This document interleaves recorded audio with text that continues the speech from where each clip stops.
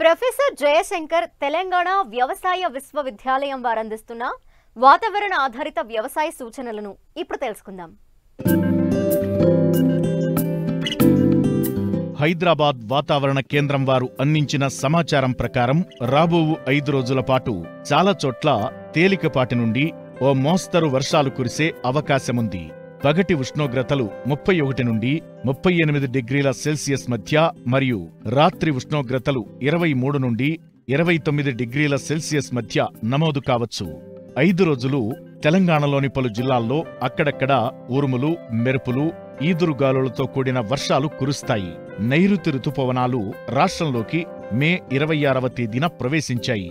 నైరుతి రుతుపవనాలు రాష్ట్రంలోకి ప్రవేశించిన తరువాత ఒక వారం వ్యవధిలో తేలికపాటి నేలల్లో 50 నుంచి 60 మిల్లీమీటర్లు, బరువు నేలల్లో 60 నుండి 75 మిల్లీమీటర్ల వర్షపాతం నమోదైన తరువాత లేదా నేల 15 నుండి 20 సెంటీమీటర్ల లోతు తడిచిన తరువాతనే రైతులు వర్షాధార పంటలైన పత్తి, సోయా చిక్కుడు, మొక్కజొన్న, జొన్న, కంది, పెసర మొదలగు పంటలను విత్తుకోవాలి. జూన్ నెలలో సాధారణం కంటే ఎక్కువ వర్షపాతం నమోదయ్యే అవకాశాలు ఉన్నాయి. రైతులు అధిక వర్షపు నీటిని పొలం నుండి బయటకు తీసివేయడానికి మురుగు కాలువలను ఏర్పాటు చేసుకోవాలి.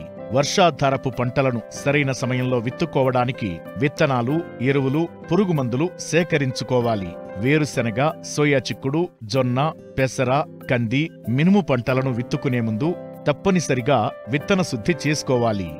రాష్ట్రంలో అక్కడక్కడ ఉరుములు మరియు మెరుపులతో కూడిన వర్షాలు కురిసే సూచనలున్నందున రైతులు చెట్ల కింద నిలబడరాదు మరియు పశువులు, గొర్రెలు, మేకలను చెట్ల కింద ఉంచరాదు. తేలికపాటి నుండి ఓ మోస్తరు వర్షాలు కురిసే సూచనలున్నందున కోసిన పంటలను ముందు జాగ్రత్తగా సురక్షిత ప్రాంతానికి తరలించవలను. మార్కెట్కు తరలించిన ధాన్యం తడవకుండా టార్పాలిన్తో కప్పి ఉంచవలను. వర్షాలు కురిసే సూచనలున్నందున మామిడి, కూరగాయ పంటలను కోసుకుని మార్కెట్కు తరలించవలను. తాత్కాలికంగా పురుగుమందుల పిచికారీ చేయడం వాయిదా వేసుకోవాలి. ప్రస్తుతం కురుస్తున్న వర్షాలను ఉపయోగించుకుని పచ్చిరొట్ట పైర్లను విత్తుకోవడానికి విత్తనాలు సేకరించి పెట్టుకోవాలి. నీరు సమృద్ధిగా ఉన్న ప్రాంతాల్లో రైతులు దీర్ఘకాలిక వరి రకాల నారుమళ్లను పోసుకోవడానికి ఇది అనువైన సమయం.